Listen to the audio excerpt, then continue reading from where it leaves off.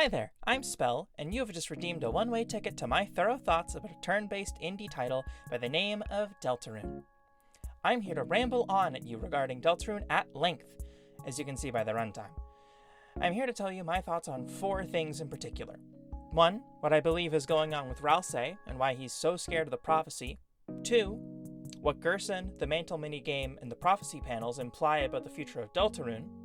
3, what I think Susie's role in the story will evolve into, and most importantly, 4, why I think the weird route is the route that is the closest to the events of the original prophecy.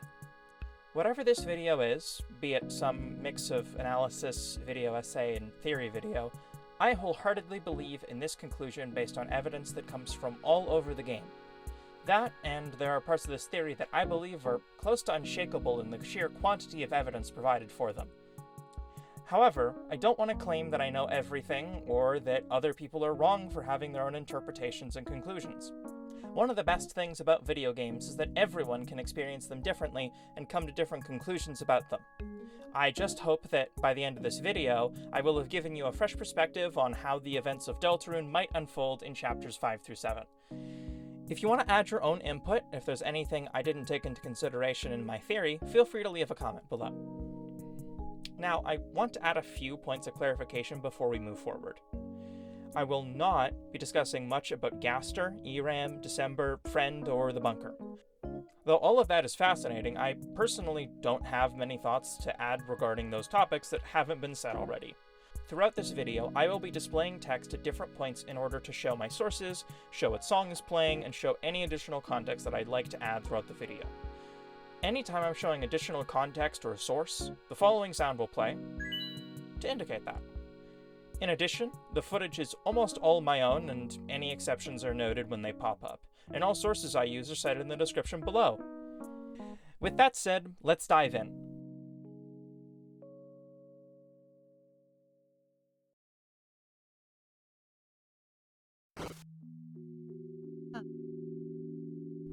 Sorry, don't look at me. I don't mean to always make everything about me. I'm sorry, everything's okay, Chris. Look, I'm smiling.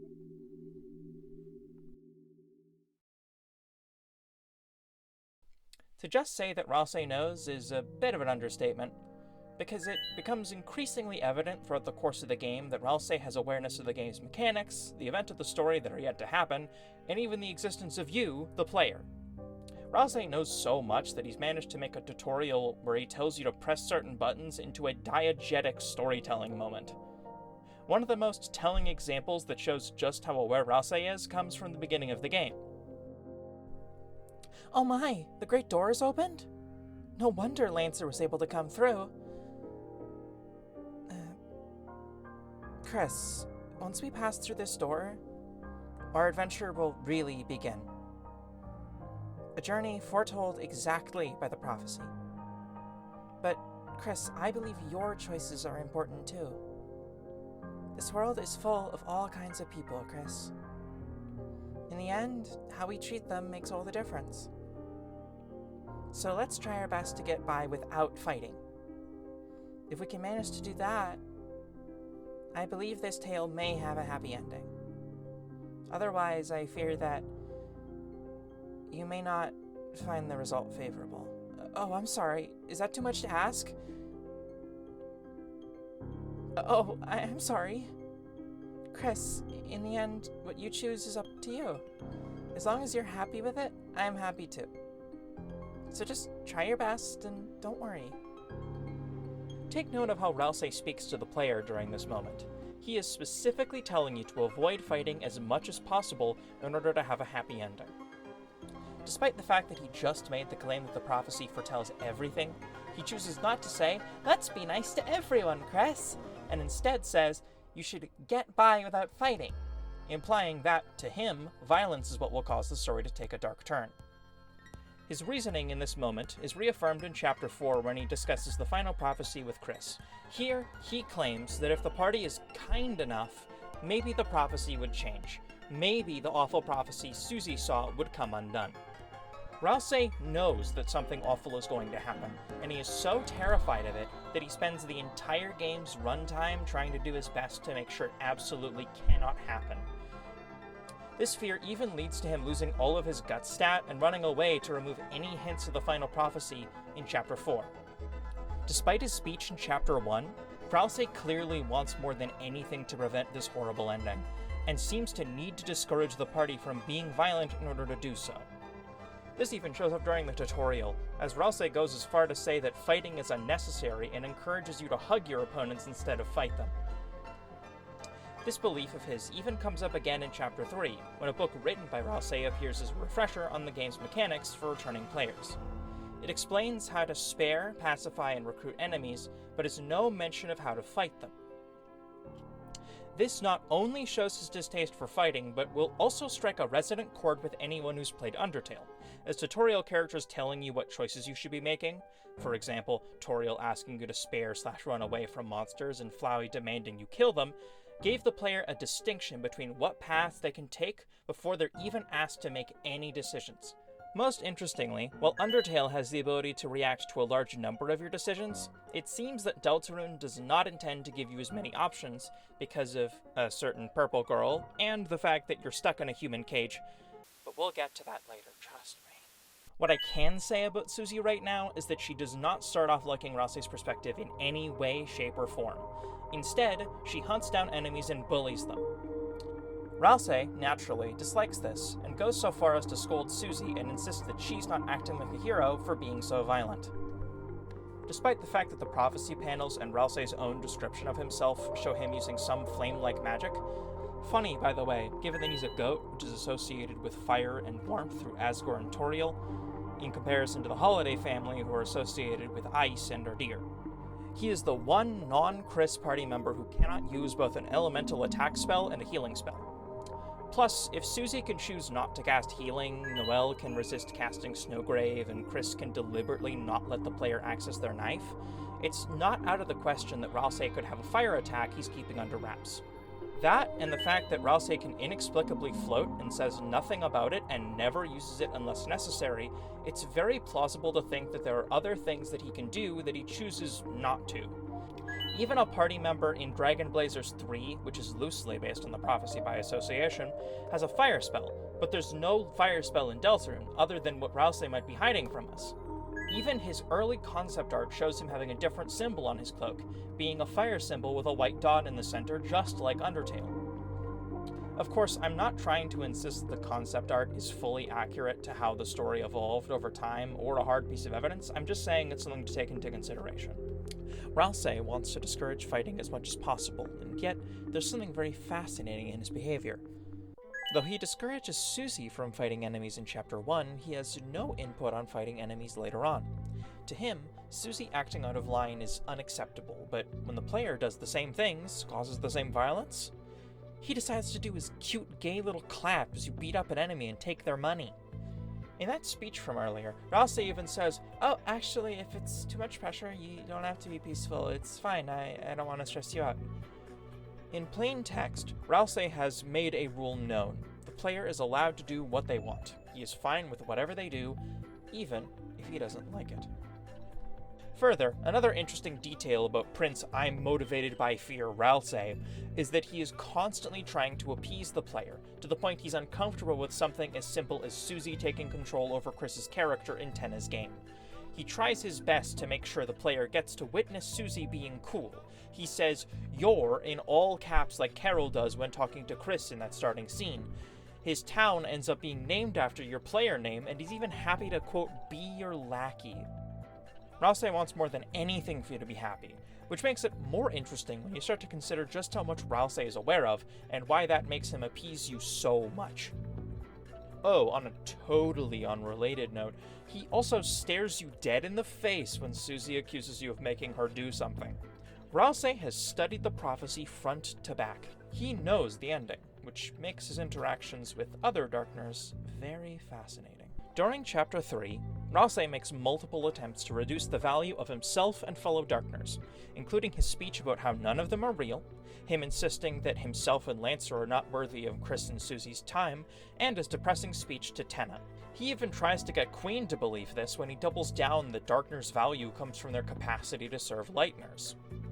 It is genuinely fascinating that in the same breath, Ralsei can go from telling someone they are a worthless object to saying that you should be nice to them no matter what.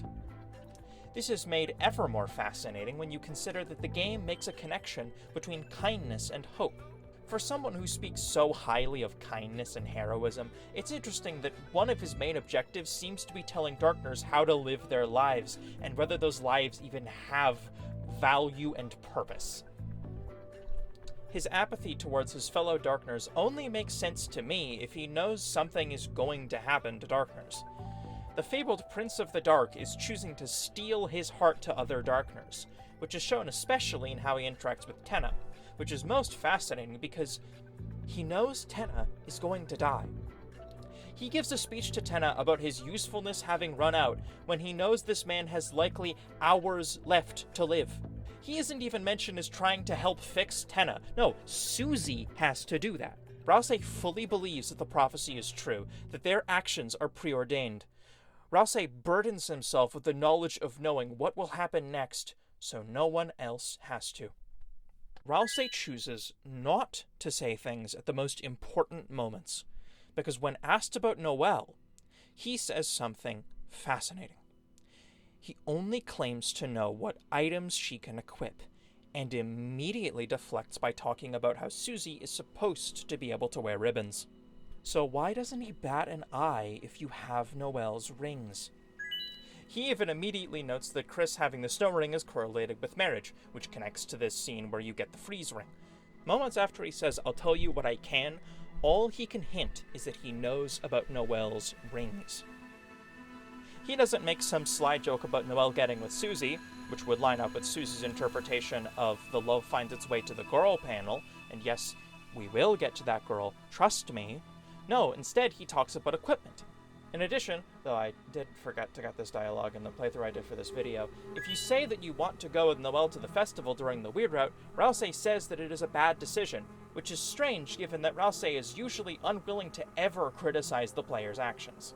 If the Weird Route isn't a part of the prophecy, how does he know about the rings and not act notably surprised when Chris is in possession of one of them? Plus, why does he react strangely to the party getting near the ice dungeon in Tenna's game? I doubt Mr. Lies by Omission over here simply has a bad feeling about that place. We know for a fact that the prophecy only has one ending. And there just so happens to be a prophecy panel that mentions Heaven's Ring. Speaking of heaven, Ralsei seems to know quite a lot about the angel. During his summary of the events of the prophecy, he makes an interesting claim about how the story will end. He states that, quote, banishing the angel's heaven would be the act that would save the world from destruction. Because this is Ralsei we're talking about, that's incredibly vague. However, we know that it has to be something awful, based on Ralsei's fear and Susie's reaction to seeing the prophecy panel, and it has to be something Ralsei in particular would have an incentive to stop, based on how Susie says, obviously you wouldn't let that happen. Of course, what would Ralsei in particular be incentivized to stop more than the Grand Fountain being sealed? Ralsei wants more than anything to prevent the roaring. He screams at Birdley over it when he normally barely talks to anyone other than Chris and Susie. He desperately pleads for the night to not cause the roaring, and when a Titan is finally summoned, he loses all hope and claims that there is no way to defeat it, that all of his hope is for naught. Despite the fact that the prophecy includes the roaring, being able to purify the Titan like Chris was able to do with Susie and Gerson's help is not in the prophecy. If it was, Ralsei surely would have used his meta-knowledge to defeat the Titan when the situation was that desperate. No, only with Gerson's reading through the lines and the hope that he gives Susie could Susie dunk herself and Chris into the Titan to defeat it. And so it makes sense that the Grand Fountain would be the key. According to Ralsei, the Grand Fountain produces a healthy amount of darkness, but even one more fountain is enough to offset it and put the world closer to danger. That, and the Grand Fountain is powerful enough and dark enough to allow any Darkner to exist within its vicinity without being petrified. Plus, fascinatingly enough, we are not allowed to see the fountain room yet. And there just so happens to be a door in the titular castle of Castletown, the source of the Dark Fountain, that is labeled with a red soul surrounded by wings. By the way, I'll get more into why I'm sure the soul is the angel later, and don't worry, Noel's included in there too. Ralsei's kingdom exists because of the Grand Fountain. He is a prince because of the Grand Fountain, and yet he knows it is all going to end. His summary of the prophecy even shows it. As he discusses the angel's heaven, it shows a massive fountain, far larger than anything else we've seen. If the dark world as a whole was sealed off, banished through the light of the soul, it suddenly explains why Ralsei is so hopeless. It explains why he asks Chris and Susie to forget about him, why he tells them that he's just a fantasy, a fiction, a toy to be used and then discarded. Ralsei knows that the fantasy will soon be over, that his world is coming to an end, that he has mere days left to make Chris and Susie happy. He knows that the roaring is around the corner, and he knows that by the time it comes, the ideal world, the dream, the heaven that is Castletown will have to be locked away so that the Titans can be stopped. The Darkners will never be fulfilled by Lightners ever again, and the Lightners will never be able to take shelter in the dark. He hoped that maybe, just maybe, if more Darkners survived the events of the game, if they defied the violence of the prophecy, if they just tried hard enough, maybe it could be stopped. Maybe he could get the player, the angel, to use their light to change fate. But the player cannot be depended on to do that. The prophecy does not give the player a way out. No, it is set up to lead the player down a particular path that makes this tragedy occur. Which leads us to consider why Gerson is trying to set up Susie to hold the pen of hope instead of you. Hi, sorry, I didn't see you there. You're here for the transition to the next video chapter. Oh, okay, I think I have something here. Oh, okay.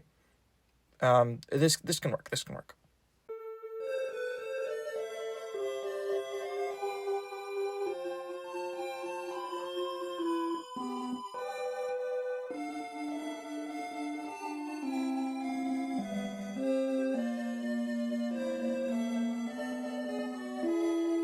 How did this get on my computer?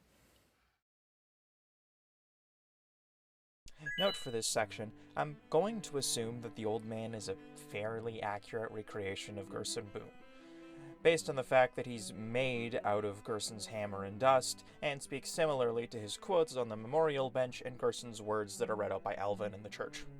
Gerson Boom is one of the greatest fonts of knowledge regarding the contents of the prophecy. Having written a world-famous book series based on the prophecy that was so big it went on to inspire similarly renowned video games, Gerson clearly has a great understanding of the prophecy. His words on the prophecy are read out in the hometown church by Alvin, meaning his understanding of the prophecy may rival Alvin's.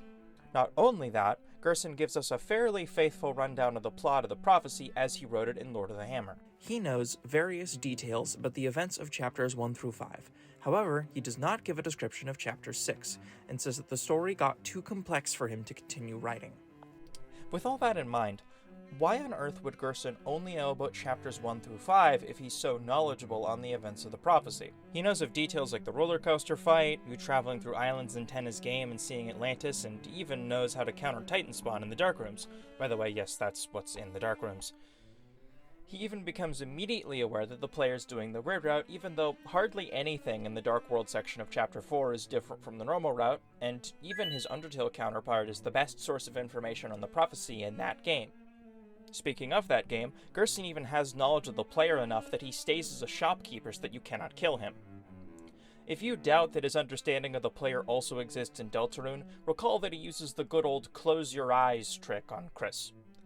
This man has more knowledge than anyone could possibly comprehend. So, with all this knowledge, there's one piece of evidence that can explain it. One piece of evidence that has not left my brain since I first laid my eyes upon it. It's this fucking thing. This is a page on the Deltarune website that shows a few numbers, some hidden and some plainly visible.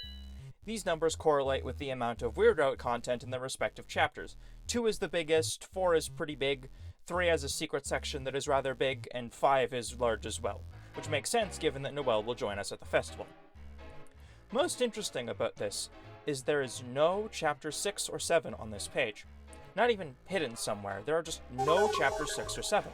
This also makes sense because not only did the Deltarune team intend for chapters 3 through 5 to come out at the same time, which would wrap up the Weird Route plotline in one fell swoop, but it also tracks because Sham states that there are only 5 Shadow Crystals, which are supposed to combine into something, likely the Pure Crystal, which would combine with the Thorn Ring to become the Twisted Sword, which may be a key to the Weird Route. Also, consider that given how the Weird Route version of Chapter 5 will include Noelle going to the festival with Chris, I doubt that Chapter 6 or 7 would be able to continue on without any Weird Route content or implications, especially given that the Mantle minigame includes you killing Susie, Ralsei, and possibly Birdly.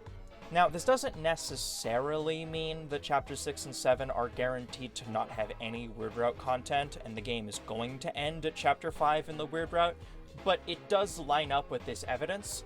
However, again, it also might be Chapter 6 and 7 just not having any information out yet because they don't want to give away too much, which would be completely fair. However, it does seem that Gerson only wrote the parts that lined up with the Weird Route.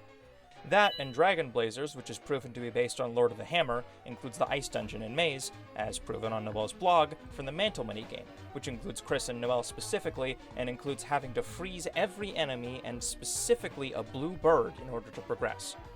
The Mantle minigames even award you with a title calling Chris a Blazer for completing the first 2 minigames. A video game directly inspired by the prophecy, and another game which Ram claims is, quote, the original, both have the Weird Route as the standard. That combined with the Heaven's Ring prophecy panel makes for a very compelling case that the Weird Route is the prophecy. Also, considering how the philosophers in the secret hallway reference the girl who snows, Noelle, and the angel's cry, which we heard in the Me cutscene, it seems rather likely that the Weird Route is in fact the prophecy, and that the player is falling in line with the prophecy by taking on the Weird Route. Remember that the prophecy is a direct and specific course of action. As Ralsei says, the prophecy details everything that will happen in precise enough detail that it knows Jockington will have a beard. Quick note here, because the prophecy is a major religion in the Deltarune world, that implies the name Jockington is something akin to a biblical name, which is so fucking funny to think about. On a more serious note, the player has to actively take on the Weird Route and specifically follow the instructions of details like the Mantle minigames and the philosophers to be able to know how to do the Weird Route. Remember, Deltarune isn't just intended for us brain-rotted fans who know about Friend Inside Me and I Remember You Are genocides. To an uninformed player, going backwards when you first meet Noelle and going out of your way to freeze every enemy, make specific dialogue choices, skip the mouse puzzle, steal the freeze ring from the yellow Addison, buy the thorn ring, and then use Snowgrave on Birdly is so hyper-specific that you'd be very unlikely to discover any of that until the game told you to look more into how to get Noelle to freeze everyone and how to freeze Birdly. Why else would the hidden 3 image be as large as the 2? Case in point, following Fate would have to involve taking very specific actions, but again, we will get to that and its implications later. But either way, the characters who know about the prophecy and Fate seem to dislike the prophecy and apply it as negative. A shining example to me is how Susie mentions doing everything the prophecy says exactly as it says it, and Ralsei immediately drops his smile and backs away. Could argue that his reaction is solely based on the fact that he's scared of the ending, but you have to also consider the implications of that, because it doubles down on the fact that not following the prophecy is the way to not have that bad ending, and Ralsei, in order to protest the prophecy, tries to be as nice as possible to everyone, and didn't want Chris to be alone in Cyberworld. Yet somehow, there is even more evidence to suggest that following the prophecy and being heroes in the prophecy is very negative, and I doubt that all of that is simply because of the tragic ending. Sham says fate is not on your side, and implies that the only way to succeed is by having the Shadow Crystals, and the only use we can see for them so far is being forged into the Twisted Sword, so we can kill enemies. Though of course, I do have to mention that the Shadow Crystal bosses are associated with freedom, and yet the only one who is actually free to do what he wants is Gerson, who chooses not to use a Shadow Crystal. Jevel chose freedom and is locked away. Spamton chose freedom and became a discarded puppet without his strings. The Roaring Knight, that's a whole other topic. By the way, rest in peace, 7 Days, 7 Nights Theory, we all miss you. interestingly enough, the description for using the shadow crystals in different places also seems to line up with the prophecy, or rather the weird route, as they show Noelle whispering to you even when you're in the normal route, they show Tenna being smashed, they show Susie disliking you, and interestingly enough, it cannot change the view of the prophecy panels, no matter how you look through it. The prophecy is not set up to save anything but the light world. Destiny is against you, and being a hero means that you will have to destroy the fantasy you love in order to save the world from that same fantasy growing completely out of control and swallowing what's real.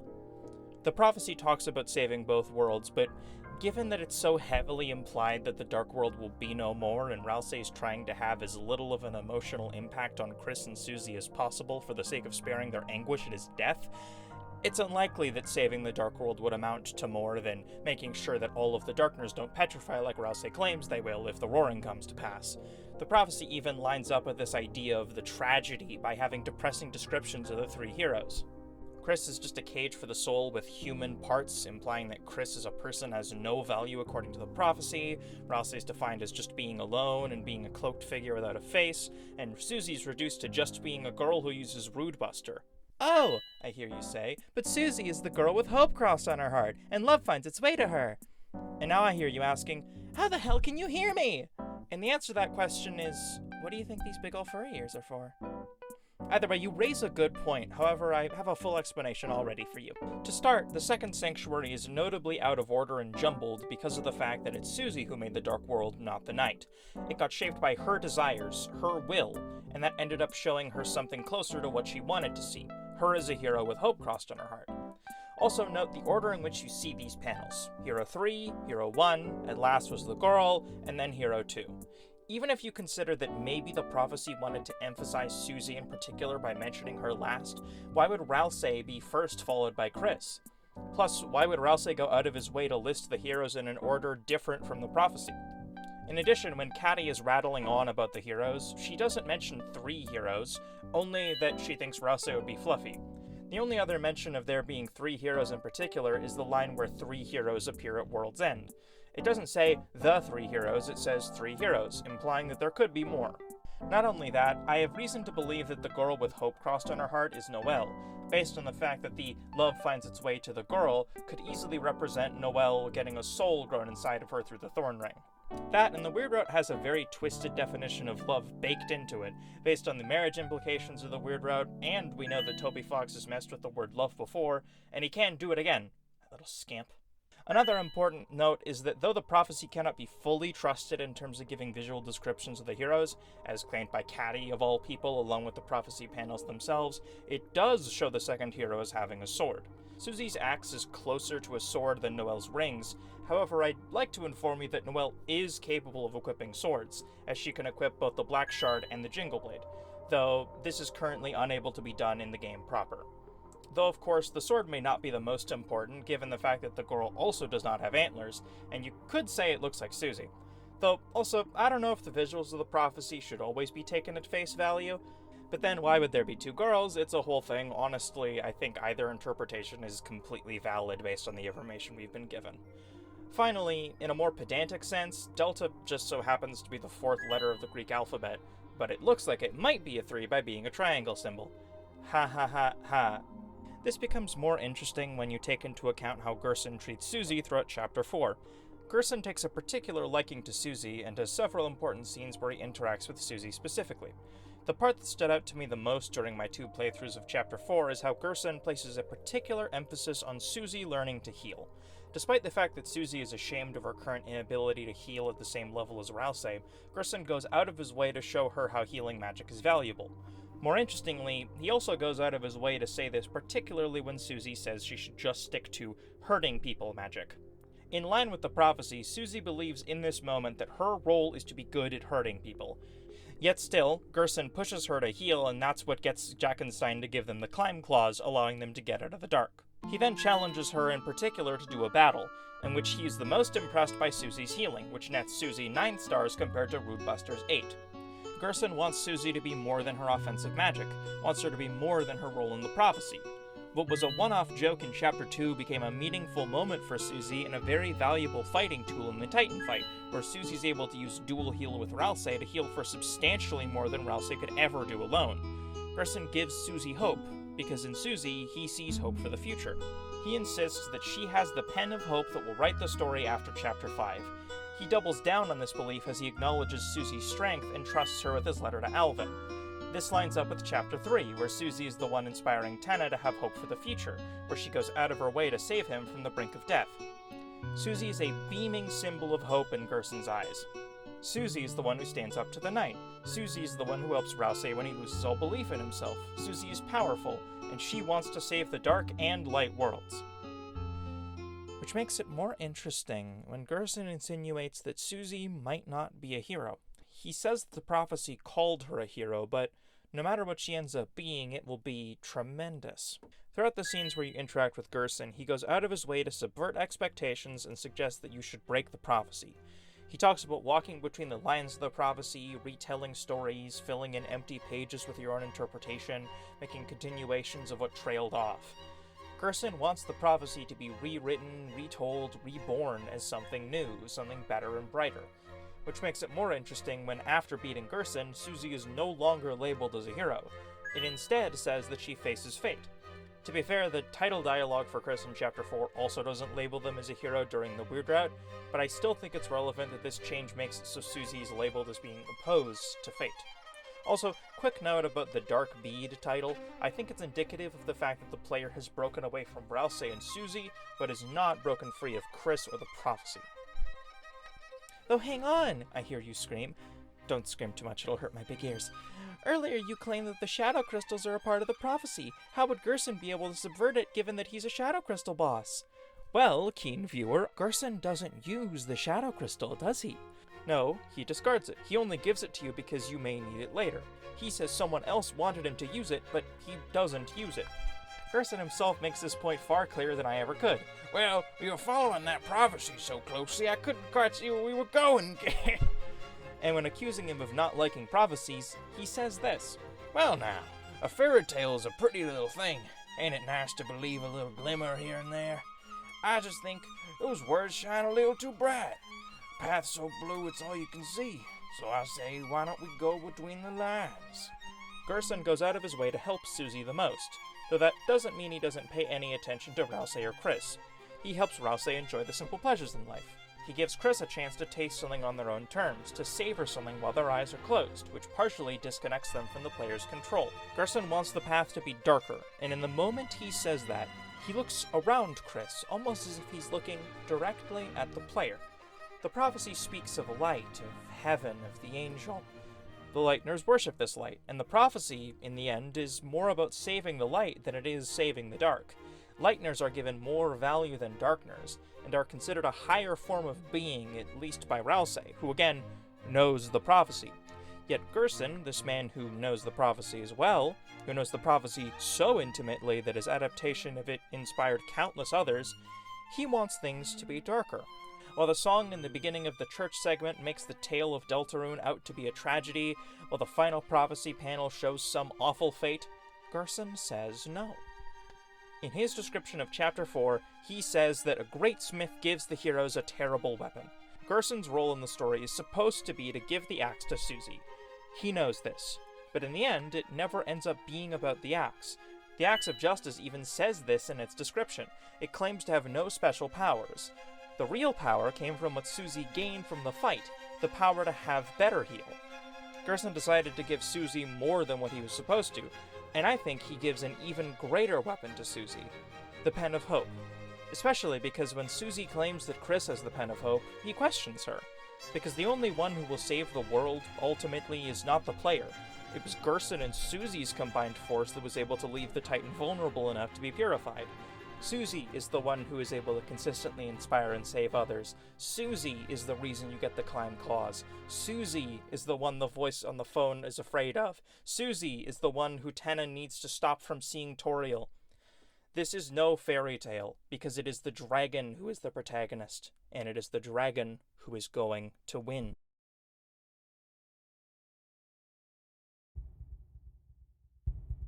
Susie, don't look! Susie, I'm sorry, I'm sorry, I'm sorry, shut up.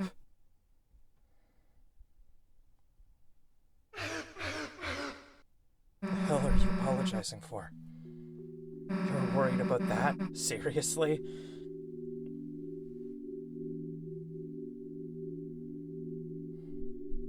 Stupid prophecy. Like something like that would happen. I wouldn't let it happen. Chris wouldn't let it happen. And obviously you wouldn't let it happen. So, why wouldn't you laugh? It's just stupid. So stop crying, okay? Everything's gonna be alright.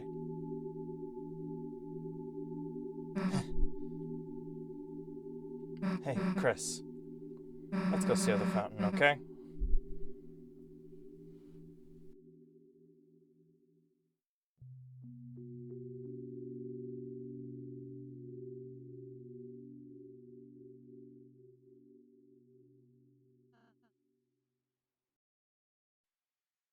Take a look at this scene for a second. This important, vital scene where Susie confronts Ralsei about his willingness to be open about the prophecy. Take a look at where Chris is here. In the darkness, more of a spectator than a participant. During the screen flashes, Chris isn't even visible. The vessel through which we play the game is not a part of this conversation. On a similar note, who gets to decide to not play Tenna's game anymore? Susie. Who gets to tell Ralsei to stop belittling and hurting Tenna? Susie. Who gets to repair Tenna? Susie. Who gets to interrupt your dialogue options and decide to make a choice instead of the player? Susie. Who gets to interact with a beloved character who people have been dreaming of interacting with more for years? Susie. Susie gets to make decisions that you cannot. Susie gets to talk to Ralsei and Chris when you can't. Susie ends up being more of a protagonist than you, the player, by far.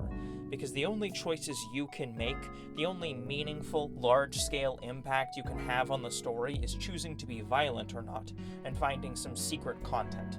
The only way you can fully change the story, fully take charge, is the weird route, because Susie doesn't respect the player's agency.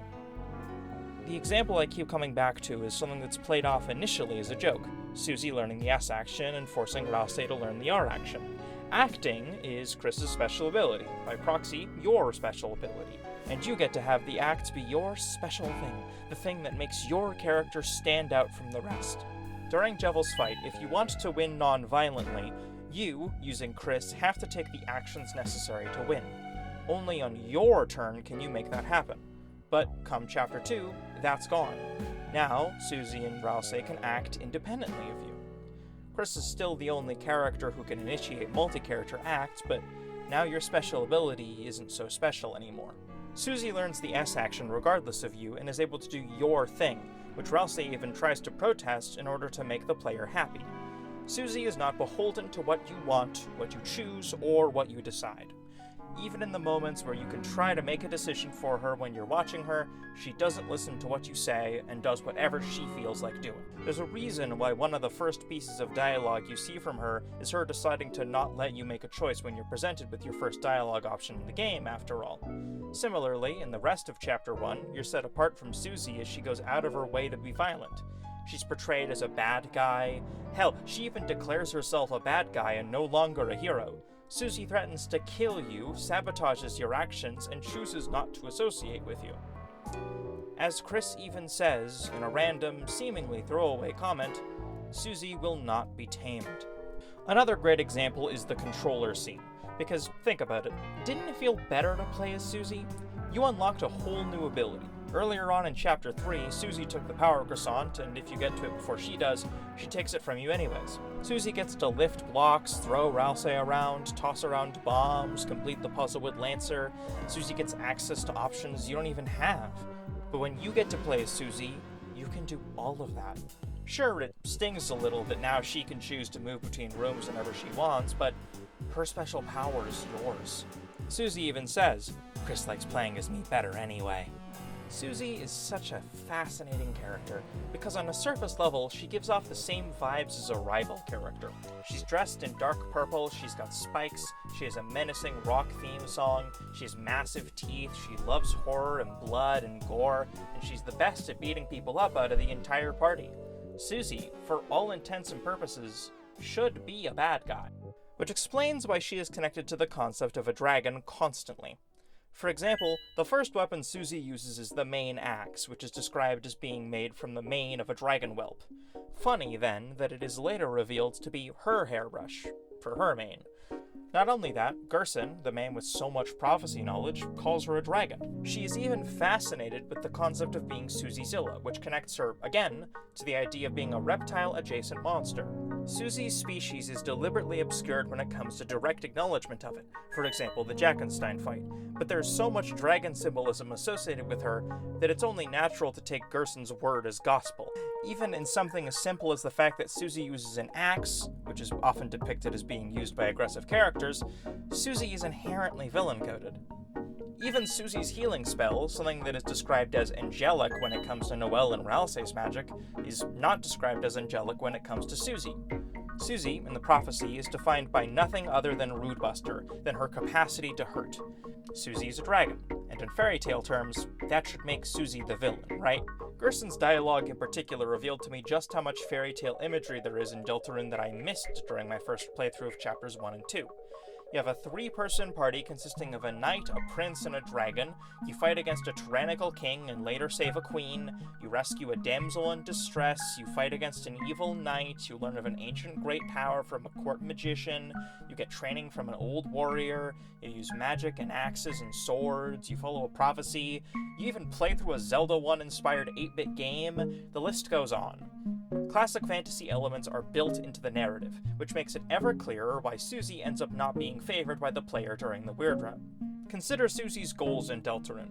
She wants to save the world, protect and date Noelle, and help Darkners. This, naturally, puts her at odds with you in the Weird Route, which is complemented by the fact that the Weird Route has you distance yourself from her. For example, Chris doesn't give her a high five in the church, and you disregard Susie's attempts to search for the code in the guitar in the Weird Route the second Noelle is available. The mantle minigame even implies that in the Weird Route, you will kill her. Susie is in the way of your goals, but why? Susie is the dragon. Dragons are not supposed to get the princess, are they? Consider this. Noelle is the daughter of an influential person who is in control of a part of the light world. Noelle is constantly treated as helpless, as a little deer who needs protecting. Bardley does so, Caddy does so, and especially Carol does so with how protective she is. Noelle is treated like a princess, trapped in a cage, alone and helpless. Susie goes and saves her, but Susie also empowers Noelle by taking the time to listen to her, to respect her and her desires. Unlike Bardley, who makes assumptions about Noelle's wishes and puts himself on a high horse, Susie treats Noelle with dignity. While the player's impact on Noelle makes her obedient, makes her play her role, Susie gives Noelle the chance to exist beyond stereotypes. Susie learns Noelle's interests and they bond over video games. Susie helps Noelle out of her shell, helps her deny Bardley, and most importantly, helps her learn how to yell no at someone who is forcing you to do something they want. Oh, I wonder who that could be. Why do you think Bardley being out of the picture is so vital to the Weird Route? Susie is in the way of the player getting Noelle. If Susie got to help Noelle make her own decisions, if she got to interrupt that call, that would interfere with the player's ability to control her, would help Noelle learn to say no. Only if you isolate Noelle and back her into a corner will she submit. So long as Susie is around, Noelle is not entirely yours to do with as you please. The princess is in the dragon's clutches, and only a knight can save her. Only the player can take Noelle to where she's supposed to be.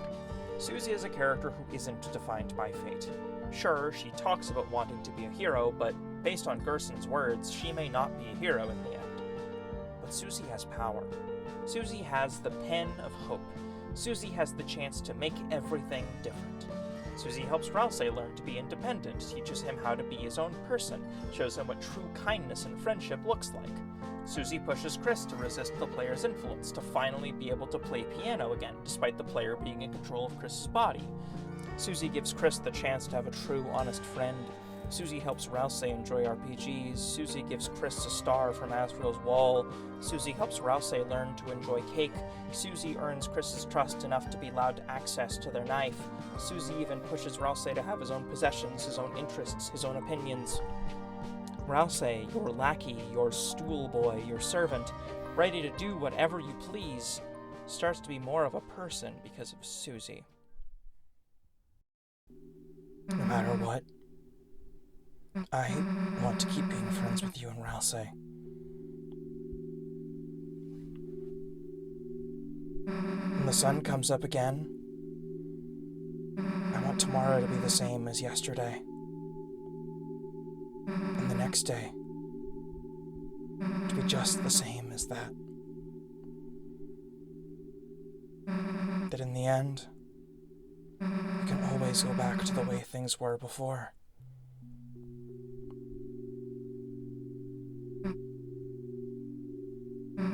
You don't have to say anything back, Chris.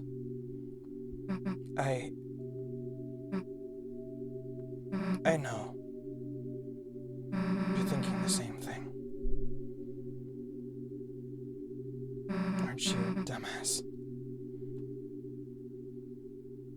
Susie's smile, which seemed to defeat everything, shined on in front of you, and for a moment, it was as if all the darkness had been blown away. As if in imitation your soul began to glow.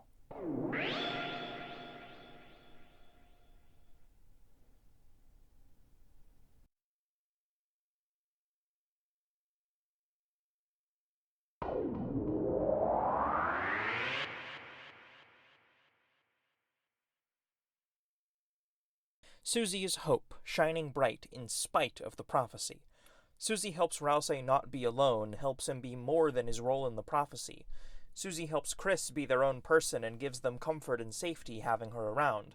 Susie helps Noelle escape from the place she's trapped and make her own decisions. Susie saves Tenna's life and gives him a way to not be left alone and discarded. Susie heals Jackenstein and earns his friendship. Susie fights hard against the roaring night for the sake of everyone, even in an uphill battle. Susie protects Lancer from the Spade King and carries him when he's feeling unwell. Susie gives Gerson hope for the future. Susie brings new life to Toriel's home. Susie is the one who's able to take the action necessary to stop the Titan. Susie even helps goddamn Birdley learn how to let himself make mistakes and be stupid sometimes. Susie, this girl who wasn't given a chance by those around her, who had to become a mean girl, not that kind, in order to survive, chose kindness. Susie chose to love others, to truly care for Darkners, to fight to save both the light and dark world. She won't let the worlds fall apart, and she won't make any compromises. She intends to defy fate, to stare the darkest future in the face. She knows what the ending is going to be. She knows how everything could go wrong, but she smiles. She stands strong, and she resists. Susie pushes this even further when she starts to really process that the player is hurting Noelle. This is shown especially in how the player has a dialogue option appear in order to stop Chris from revealing to Susie what they talked about. Susie can tell something is wrong, and when she finds out what the player is doing, she will no doubt fight to the bitter end in order to stop you. It's inevitable that she will go against you, which is backed up further by how Ralsei tries to go out of his way to endear you to Susie, almost as if begging you to sympathize with her so you don't slaughter her for being the dragon.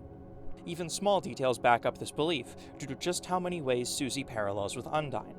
For starters, both of them look up to Gerson, and both have a reference to his title as the Hammer of Justice, with it being a title for Susie and being the name of one of Undyne's themes. In Undertale, Undyne is one of the only monsters that can meaningfully stand in your way during the No Mercy route, and with the Mantle minigame's references to that route, I think Susie will similarly stand in the way. Susie and Undyne both fight for two worlds after all, with Susie fighting for Lightners and Darkners and Undyne fighting for both humans and monsters. Both of them talk about having hope so long as they have their friends behind them, even as they face down unwinnable odds respectively. Susie fights to save the world, to let the story continue. When asked what kind of ending she would choose, she decides on eternity. This answer lines up with the normal route rather than the weird route, because there is currently no implication that there will be any Chapter 6 or 7 content for the weird route. If Susie keeps going, if Susie keeps doing what she wants, the story will continue. Susie will write the future by her own hand. Though the prophecy expects her to be violent, especially based on the Stop the Dragon comment in Lord of the Hammer's version of Chapter 1, she is kind. She chooses her own fate. I think after her speech, Ralsei wonders how she can be so kind because she surprised him. She showed him that things can, in fact, change, that not everything is defined by the player and their wishes. When Ralsei tells Susie to forget about him and Lancer, Susie insists that everything is real to her, that darkners deserve to exist. Susie and Ralsei here both put an emphasis on the word forget, which immediately makes me think of don't forget. The game urges you not to forget, to choose to sincerely embrace the stories being given to you, to let yourself care, to let stories shape you and help you evolve as a person. Susie furthers that thought, that darkness being a part of the world with her makes them real. The impact it has had on her life is real and persists even in the light world. When the light world wouldn't accept her, the dark did, and that's okay. It doesn't matter to her what's real and what's not. She chooses to care. At the end of the day, you and I, the players, we have that same choice. Deltarune is a file on your computer. Susie isn't a person, she's a script, some sprite sheets, dialogue noises, and a soundbite. Deltarune is a combination of Game Maker Studio 2 games that's brought together into a story that you can experience however you want. You can choose to care, to let the story be real, let the characters take action for themselves, be their own people regardless of you. Or you can take the story and make it yours. Yours and yours alone. Letting the characters be their own people, letting the story exist outside of you, have implications even when the player isn't around. That's not the way things are supposed to go, is it? Games are meant to give us escapism and control, aren't they? You press a button, and you get what you want done. You get rewarded for what you accomplish. That is the way things usually go. Like a fairy tale, there's always tropes and common themes that give you a point of reference, a basis from which to see every game, an expectation. But Deltarune isn't always about you. It isn't always about me or any other player. The only way to make your choices matter the most is to fight that world, to break it open at the seams and demand the prophecy you are owed, demand that things go the way they are supposed to, where you get the girl, you get to be the hero, you get to save the world, you get to slay the dragon just to say that you did it. You get to be the angel that is praised by the Lightners, the one who watches over the world, the one who has power, the one who has influence over the story at any cost. The only way to make that story yours is to become an active participant. The story says Heaven's Ring will find its way to the girl, doesn't it? So why not give it a shot, huh? You get to love the game more if you experience more of it, don't you? Why not have a little taste of freedom?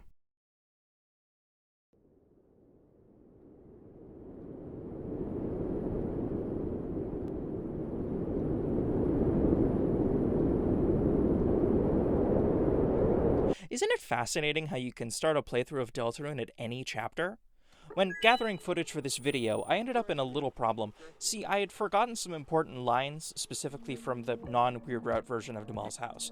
Unfortunately, my only other complete Chapter 3 playthrough that I could use was in the wrong slot, and I forgot that I could just start a new playthrough from Chapter 2 with my previous non-Weird Route save and save it in slot 3, which was open.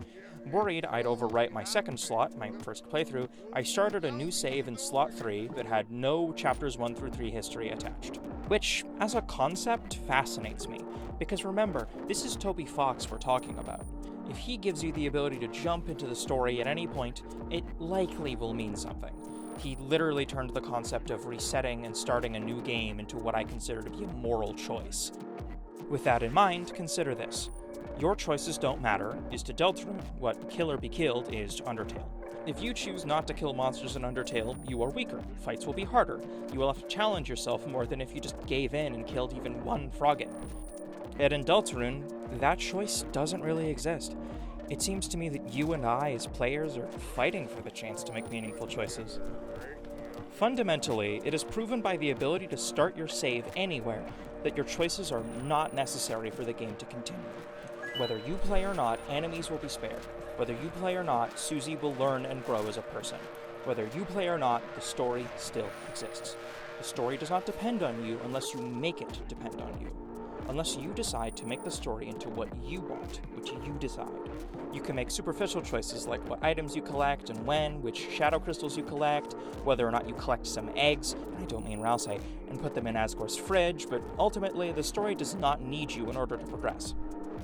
By the way, if you think this is too deep, remember that Mr. Fox over there made the concept of an XP bar into an observable standard of how good or bad of a person you are. That dog knows his tricks. He knows JRPG themes and tropes, and he is going to get you. This is why I keep a copy of The Baby Is You on disc in my pocket at all times. These tropes and themes come in the most in regard to the Weird Route, because that is where all of these ideas get tested. Most importantly, the player's status is the Angel. In both Undertale and Deltarune, one focal point of the prophecy is the concept of the Angel. In the case of Undertale, the Angel is the player, either a savior of the underground or a destroyer of monster kind, who releases them from their prison, though it's up to your choices what release really means. I believe this is also the case for Deltarune on the basis of how the Angel is discussed by Lightners. Based on the church scenes, the Angel and Heaven watch over Lightners. The opening song of the church praises the glory of heaven and the beauty of the soul. If you're wondering whose soul it is, I'm sure you can put two and two together. We also know that the Angel is a singular figure. There are not multiple angels. Noelle says that she dressed up as the Angel, and Alvin similarly asks Chris to look to the Angel for guidance. The Angel and its soul is a core of the beliefs of the religion. There is no other deity or other great creature above who is talked about. Instead, it's all about the Angel.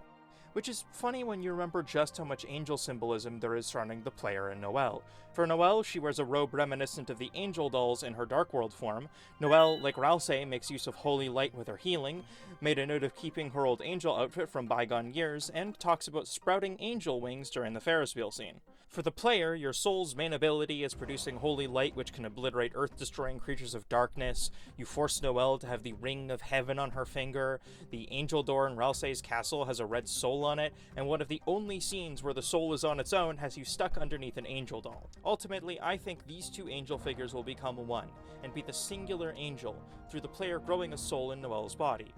With a better, stronger vessel, the player has more capacity to produce light, and will have a more willing volunteer who could be used to better bring about the goals of the light. After all, the mantle minigames illustrate that in the prophecy, the only way to progress is to use up Noelle and Chris. Noelle's ice makes her powerful, but more importantly, she's vulnerable in precisely the way the player needs. Because all of this is about you, the player. Wouldn't it feel good to know that the prophecy is talking about you as the angel? You get to be an all-powerful being watching over these characters you love, this world you love. You get to save them on your own terms. You get to have power and control. Susie keeps forcing you into situations where she is in control, but you can take what she has. You can take what is yours by right. In following the Weird Route, the player chooses the ultimate way to make the world theirs, to take back control and sovereignty over the narrative. You get to push away a world that doesn't want you and decide to make the world need you.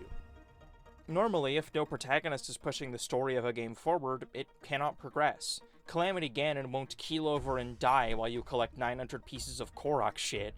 The story ends when you want it to, but in Deltarune, that is not the case, as I explained earlier. If the world exists without you, what could be better than making it so it can't? If you cut Susie and Ralsei out of the picture, you are the only one who's making decisions. You become the only one who has an impact. The only other hero left to stop you, Noelle, becomes your object, made more intense by her being a princess character. You control a knight with the soul of an angel who arranges a form of marriage because you make Noelle need you. Noelle needs to listen to you. That's how a fantasy story normally goes. The protagonist wins the right to the girl's hand, and love naturally grows its way into her heart. You even take some small portion of the progressiveness of Deltarune out of it by being on the Weird Route. You get to deny Noelle a healthy sapphic relationship in exchange for a forceful relationship between you and her, where she is reduced to your maiden to do with as you please. Speaking of how Deltarune handles gender, if you want to hear more on that topic, I would highly recommend Stuffed Alpaca's video about how gender roles are messed with in Deltarune. I honestly couldn't do the topic justice in this video if I tried. Plus, he already has a perfectly good video right there, so yeah, go watch it. Back to Noelle, you say that you're not friends or dating, you're something else. You say that Noelle isn't coming with Chris on the Ferris wheel. Noelle is going with you. When you finally force your way into Noelle's head and force her to comply as you put the thorn in her finger once more, you proudly say, "Me." Your voice cries out so loudly that it makes the snowflakes suspended from her ceiling spin. Chris's hair whips back and the colors shift as you gain total control of the situation. You are the angel who cries out, wanting desperately to be heard in the story you are owed. You get to be heard, but you are a horrifying thing. No wonder Susie shudders when she sees a depiction of the angel. And Susie, she is in the way of your control, because she wants Noelle. She gets to do whatever she pleases, to say what we, the player, wish we could say. Susie gets to turn Ralsei into her friend, to get Ralsei to follow her, be concerned about how she's doing and what she wants. Susie gets the chance to talk to Tenna in Chapter 3 to comfort him and have a conversation with him. If you, the player, get your chance to talk to Tenna, you can't say a word. All you can do is stand there. You can watch as another character reacts to Chris, talks about their relationship with Chris, but you do not get to be a part of that. You do not get to be a participant. You are outside. You are watching from your heaven, unable to do more. Isn't it funny that the only reason you're even able to get access to Noelle alone long enough to be able to manipulate her is because of a decision Susie made? It's not even just Susie. There's a clear reason why Chris is referred to as a cage with human parts. Based on the prophecy, the only important part of Chris is the soul, is what their soul, your soul, is capable of.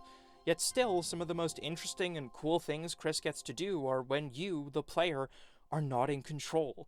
Chris gets to play a song and be praised for how well they did at it. Chris gets to open a dark fountain using their own will to shape it. You are locked in Chris's body, forced to stay in their birdcage. But if you could merely break the cage and discard Chris, you would be free to do as you please. You could be unstoppable. All you need is the right vessel, a girl with hope crossed on her heart. The hope she provides the world is in her heart, and having your love find its way to her. Not only that, with the right vessel, you could have something far more valuable than just the knowledge that you and you alone will be the one who saved the world. With the right vessel, you could have absolute freedom. At the end of the day, isn't that worth everything? It doesn't matter if you let Birdley die cold and alone, if you kill Susie and Ralsei, if you use up all that Noelle and Chris have left, or if you seal the dark fountains forever. You're the player. That world is only as real as you let it be. Your chance to choose your own vessel was ripped away from you from the start. So why not take back what's rightfully yours? Plus, you get to say that you won. You surpassed the odds, you sealed the Grand Fountain, you completed the Weird Route. You get one more glittering star next to your save file. How nice. You get to know that you have played the game to its completion, that you have done everything you can, gotten the most out of the money you spent on the game. You were likely willing to destroy Undertale's world and doom the denizens of it to never have a happy ending for the same thing. So what makes this different? None of it is real, after all. It's just a game, a story. I often think of how Undertale Red and Yellow puts it. You see all of the possibilities because you love the characters. You love the world. You and I love it enough to force it down the path of the prophecy so that we can experience one more bit of it. Shine bright, Angel. We won. We got what we wanted.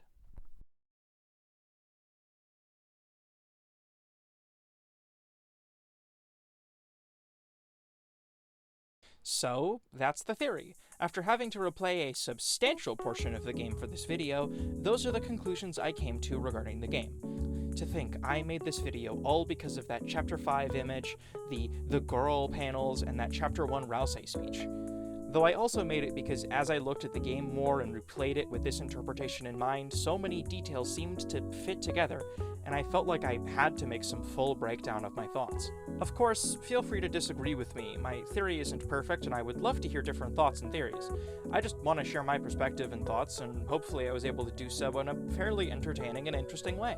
Either way, I thank you very much for watching this video, and I hope you enjoyed it. This video took a hell of a long time to make, and I hope I was able to be thorough in my analysis of the game and its themes. Though, who knows, maybe I'm totally off base. I could be off about the whole 5 chapters of the Weird Route thing, and instead it could be chapters 6 or 7 being part of both routes, or maybe the prophecy won't be a large part of either route. Toby Fox is nothing if not unpredictable. But, again, thank you so much for watching, and I hope you have a nice day. Bye!